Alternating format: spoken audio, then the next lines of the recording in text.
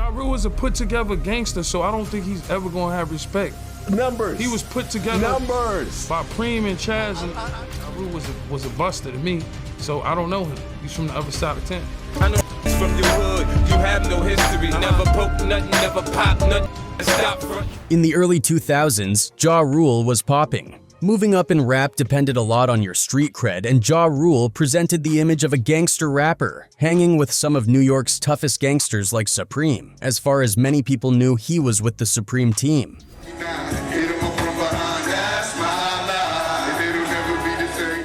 But there was one person that wasn't buying all that: 50 Cent. 50 made it his mission to mess with Ja Rule and expose him. So yo, 50, what's the definition of a wankster, man? I mean, what is that? Ja Rule, Irv Gotti. These niggas don't got no hood in them.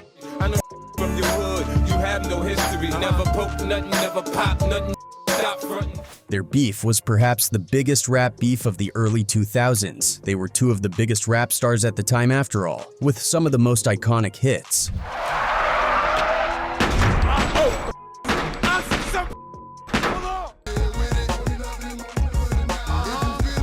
But thanks to that fight and 50 Cent's deep dive for diss materials against Ja Rule, we got to know some really interesting facts about Ja Rule. For one, according to 50 Cent, Ja Rule wasn't always about that street life. In fact, he was supposedly out there handing out Jehovah's Witness pamphlets door to door. Maybe that's why Ja felt the need to prove himself. Maybe that's why he allegedly ran to the people backing him, trying to take 50 Cent out. The rumors say he may have played a part in the whole situation just to prove he was really about that life. But do you ever see you and Ja like pictures together? Will we see an Instavid or? Nah, that won't happen. Wow. Come on, babe. Like, some things don't just go away. Like, I wasn't born with dimples. I got a dimple now. I just shot in my face. Mm-hmm. You know, this way is fine. An inch this way, you dead. But if that was the case, it clearly didn't work, because 50 Cent is still here, doing his thing. Let's get into it. Ja Rule was born Jeffrey Bruce Atkins on February 29, 1976 in Queens, New York, specifically in the Hollis neighborhood, a place with serious hip-hop roots, home to legends like Run DMC. And I'm blessed, like I said, to have the opportunity, to be fortunate enough to see, guys like Run, to let me know there is something outside of selling drugs and being a local drug dealer. His mom, Deborah, worked in healthcare, while his dad, William, wasn't really around much. Growing up, Ja was brought up as a Jehovah's Witness, and his mom and grandparents were really committed to the faith. Yeah, my grandparents were devout Jehovah's Witnesses, and that's what they did, and a lot of people ask me about that, like, how was it being a Jehovah's Witness, This means birthday celebrations and holidays are a no-no. It's a lot stricter. Yeah, no holidays. No holidays, no birthdays. So that stuff is is a little different, and it takes a toll on a child, because you wonder, I ain't getting no gifts. It's my birthday. Why we not celebrating? So you wonder those things as a young kid, and you deal with that. He even spent time going door to door as part of his religious duties. But despite that, he couldn't escape the tough realities of life in Hollis, where crime, poverty, and violence were just part of the everyday scene in the 80s and early 90s. One of the biggest heartbreaks of his childhood was losing his baby sister Kristen when she was just an infant. That loss hit the whole family hard. His mom even admitted that the grief put a strain on their home life. And since Ja was now an only child, he often felt lonely growing up. To make things harder, he was small for his age, which made him an easy target for teasing. But instead of letting it get to him, he toughened up and learned to stand his ground. He started off at public school 134 but kept getting into fights, so his mom eventually transferred him to middle school 172. By the time he hit high school, Ja was already getting into trouble. He bounced around different schools, including Martin Van Buren High, but school wasn't really his thing. He was way more focused on making money, running the streets, and most importantly, rapping. Like a lot of kids in his neighborhood, he dabbled in hustling, selling drugs here and there. Not as a big-time dealer, but enough to get by. Like a lot of young black men do, I got into hustling and, selling drugs and just getting into the wrong things, the wrong crowd. Ja had always been surrounded by hip-hop, and with legends like LL Cool J and Big Daddy Kane inspiring him, it wasn't long before he started taking rap seriously. He linked up with some local artists and eventually became part of a group called Cash Money Click, not to be confused with Birdman's Cash Money Records. The group, made up of Ja Rule, Chris Black, and O1, was making noise in the underground scene and even landed a deal with TVT Records. Originally, you were part of Cash Money Click. Yeah. Was Cash Money Click signed or no? Yeah, we had a deal with TVT Records. With TVT. Yeah. With They dropped a single, Get Tha Fortune. But just when things were looking up, one of the members got locked up, and the label put their project on ice. That left Ja right back at square one. TVT could have been one of the biggest labels right now. And I'm gonna tell you why. Even though he was still hustling on the side, Ja knew music was his real way out. His raw, aggressive delivery mixed with melodic hooks started catching attention, and that's when he crossed paths with Irv Gotti. Irv was making moves as an A&R at Def Jam and saw something in Ja, pulling him into the fold and setting him up for success. Me and Gotti kind of started, working on some solo stuff, doing some stuff, I met Foxy Brown. Yeah, this is when I met Foxy Brown. I love Gotti's spirit too. He said I like Gotti's spirit, so Gotti was, when Gotti loves something, he's passionate about something. He's a bulldog. Telling the story of why we're gonna be successful and how the Ja's gonna take over the game.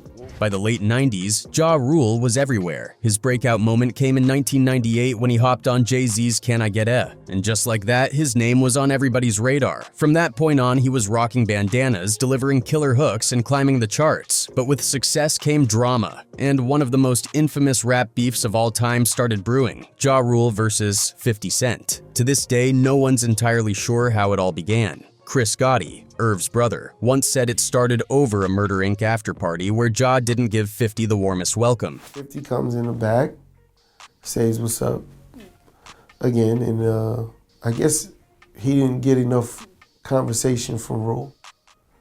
Rule just said what's up and kept moving. And I think he wanted to talk to him some more than he did or whatever, and was probably a little pissed off or something.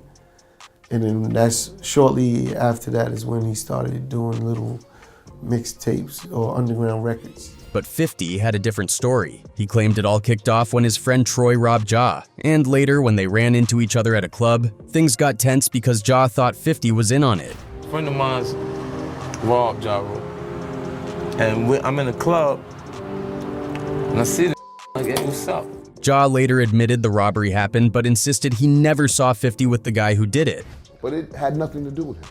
Like, I didn't even know you know this dude. At one point, Supreme, a well-known street figure, tried to step in and squash the beef, asking 50 to chill. Since 50 looked up to Supreme, he backed off, at least for a little while. But that didn't stop him from taking shots in his song Your Life's on the Line. Out of respect for Supreme, though, he took out a lyric that accused Ja of needing Supreme's help to get his chain back.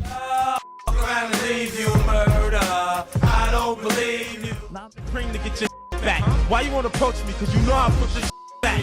Then in 1999, things got even more serious. A tragedy struck when Black Just, a mutual friend of Supreme and 50, was killed. The story goes that E Moneybags had put down money for a car from Supreme, but when he asked for his cash back, Supreme brushed him off. That led to tensions, and one day, E Moneybags shot at Supreme while he was in a car with Black Just. Just got hit twice, including in the thigh. Instead of rushing to the hospital, Supreme went back to the hood and had someone else take Just to the ER, but the delay ended up costing Just his life. Just like that. He said that wasn't for Just. I just looked at him, man, and I say, E, that is Just. He's dead. Ja Rule was already in the fast lane to success, but now, with rap beefs, street politics, and an industry full of competition, his rise to the top was about to get even wilder. The beef between Ja Rule and 50 Cent never really died down. Supreme always had Ja's back and kept trying to get 50 to chill, but 50 wasn't feeling that, especially since Supreme clearly sided with Ja. Plus, Supreme didn't exactly see 50 as the next big thing. Why bet on an underdog when Ja Rule was already pulling in serious cash? The people that you see like Irv, Ja, the people that are involved in the business aspect are Like these don't got no hood in them. Then, things got real when Ja Rule and 50 ended up at the same club, and what started as just tension turned into a full-on brawl. In the middle of the chaos, 50 somehow managed to snatch Ja's chain. And to make things worse, he flexed it in his Life's on the Line music video. That was a straight-up humiliation for Ja, so of course, he went running to Supreme for help. Premi got the chain back, but somehow 50 ended up with a watch in the process, like it was some kind of trade-off. I eat you for breakfast, a watch was exchanged for your necklace. By this point, Supreme was getting seriously fed up. 50 wasn't just clowning Ja, he was making Murder Inc. look weak, and Premi kept having to step in to fix things. But 50 wasn't backing down. If anything, he was doubling down, making it his mission to take Murder Inc. out completely. At one point, in an interview with XXL, 50 talked about how he heard Ja Rule was filming in the Coliseum area, so being 50, he pulled up, strapped, riding a motorbike, ready for whatever. That's when he ran into Supreme, who pulled him aside and hit him with a warning. Don't even think about it, I see you. When 50 asked what was up with Ja, Prem just told him to let it go. Leave them alone, man, you know they ain't gonna do nothing. But if there was one thing about 50, it's that he never let anything go. Tony Yayo later shared his own story about 50 standing his ground against Supreme. According to Yayo, even as the tension between them grew, 50 never backed down, not even a little. Supreme coming to the block one day and try to like sun 50 and rub his head. You know what 50 did? Yeah, my Do it back, yeah. I know Preem didn't like 50. To make things even messier, 50 started hanging out with guys like E-Moneybags, Big Nose Troy, and Green-Eyed Born, all of whom had their own issues with Supreme. But the final straw? That was Ghetto Quran. 50 dropped Ghetto Quran, a track that spilled all kinds of details about Queen Street history, including plenty of references to Supreme. When the song leaked, Prem was furious. Prince and respect the Preem. For you slow I'ma break it down illa. Supreme was the businessman and Prince was the killer. 50 defended himself, saying tons of rappers had name-dropped Supreme before, and Premi never seemed to mind. In fact, he usually liked the attention. But somehow, when 50 did it, it hit different. Some people saw Ghetto Quran as a tribute, but Premi took it as pure disrespect. Then, things got even more serious. Around the same time, someone took a shot at Supreme at a gas station, and in his mind, there was only one person to blame. 50. That's when Prem reportedly decided to strike back, allegedly putting a hit out on 50. Word on the street was that he hired Daryl Homo Baum, a guy who used to work as Mike Tyson's bodyguard, to take care of it for a hefty price. But here's where things get blurry. Some people believed Baum was behind it, while others swore it wasn't him, just someone who looked a lot like him. Then there was Courtney's version of the story. According to him, Baum wasn't even near the scene when the hit went down. But 50, always on high alert, thought he caught a glimpse of Baum. Even the friend who was in the car with him at the time agreed. Later though, Courtney claimed he got a good look at the guy and realized why 50 was so convinced. Dude looked almost exactly like Baum, but in reality, he was someone else entirely. And this someone else, just a few days later, he became Ja Rule's bodyguard. Right after the shooting, he becomes Ja Rule's bodyguard. So I guess that was his bump. You know, after he shot him, he started bodyguarding Ja Rule and went with him everywhere. That was suspicious as hell, so Courtney started digging deeper. He even had paparazzi feeding him info about everyone involved. And that's how he found out Ja had officially hired this guy. I used to have paparazzi guys give me photos, and I'd say, don't concentrate on the rapper, concentrate on all the guys around him. Then, almost like clockwork, 3 weeks after 50 got shot, Homo was murdered. Some people thought that was the end of the whole situation. Like Baum's death somehow evened things out. At the time, Homo was part of the Peanut crew, which was run by Ivory Peanut Davis and James J.R. Hamilton. This crew was deep in a turf war that had been going on since 1999, after Myron Wise Hardy from the rival Cash Money Brothers, CMB crew, was murdered. CMB, led by Myron and his brother Damian World Hardy, was running the crack game in the Lafayette Gardens projects and wasn't about to let Myron's death go unanswered. Damian Hardy, who already had a reputation for being ruthless, went on a revenge spree after his brother was killed. Even though Homo was locked up when Myron was murdered, his ties to the Peanut crew put him right in Damian's crosshairs. To make things worse, the guy allegedly responsible for Myron's murder was Rummel Davis, Peanut Davis's own nephew. That only escalated things even further, turning an already deadly situation into all-out war. That summer was straight-up chaos. Damian wasn't playing around. he sent his guy Aaron eBay Granton to take out Peanut and his crew, and things spiraled fast. First, Dwayne Thor Myers from CMB went after Gerard Kojak Mackins, the guy suspected of supplying the gun that killed Myron. Then on June 10, 2000, Homo got set up. A woman lured him to a street corner, and while he was waiting in his car, eBay rolled up and shot him in the back of the head. Just like that, it was over. Mike Tyson, who was tight with Homo, even paid for the funeral. But the violence didn't stop there. That August, Junior Hamilton was gunned down in his own seafood restaurant, and just days later, Peanut Davis got taken out outside a club in Soho. And in a tragic twist, while trying to escape after getting shot, Davis accidentally ran over and killed Swedish filmmaker Johan Kamitz, the same guy behind some legendary music videos. Even 2 years later, the bloodshed wasn't done. Homo's brother, Tyrone T. Rock Baum, got out of prison and started talking about getting revenge. But in the streets, saying something like that out loud is basically a death wish. CMB got wind of it, caught up with him near a construction site, and shot him 3 times in the head. Another brutal reminder that in that world, there are no second chances. Meanwhile, Damien World Hardy's life was taking wild turns, almost like something straight out of a crime movie. In 2002, he started dating Lil Kim, and things got serious. They even got engaged at one point. But here's where it gets crazy. Back in 1995, in the Get Money music video, Lil Kim's love interest was none other than Peanut Davis, Hardy's old enemy. And if that wasn't messy enough, Lil Kim had also been involved with Hardy's late brother, Myron Wise Hardy. Myron had a rep for being violent, and there were even rumors that he abused Lil Kim, allegedly breaking her nose, which led to the plastic surgeries she's known for today. Hardy's story didn't slow down. It only got more chaotic. In September 2003, he got into a shootout with 50 Cent's security team outside a DoubleTree hotel in New Jersey. Supposedly, it all started earlier that year when Hardy confronted 50 over something he said about Lil Kim in a Hot 97 interview.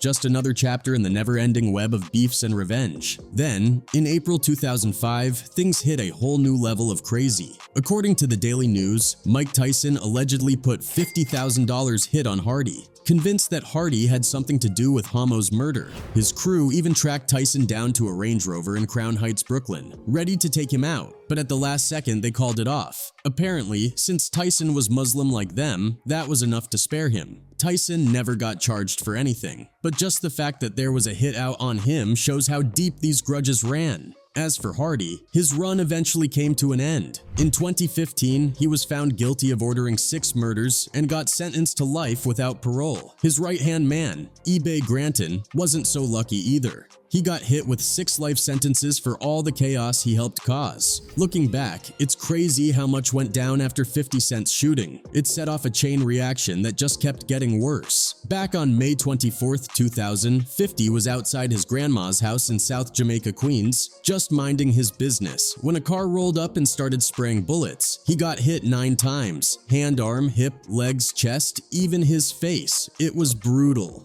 He was rushed to the hospital in critical condition and had to go through multiple surgeries just to survive. That moment changed everything for him. 50 later said that getting shot made him realize just how lucky he was to be alive, and it pushed him to go all in on his music. But as for why he got shot, that part was still up for debate. Some said it was tied to his past in the streets. Others thought it was personal. According to 50, though, the shooter was just some low-level dealer who got taken out 3 weeks later. I know who did it shortly after. Yeah. Yeah. And they are now where? Oh, the guy who actually shot me is there. But of course, this story doesn't just end there, because when it comes to the streets, nothing is ever that simple.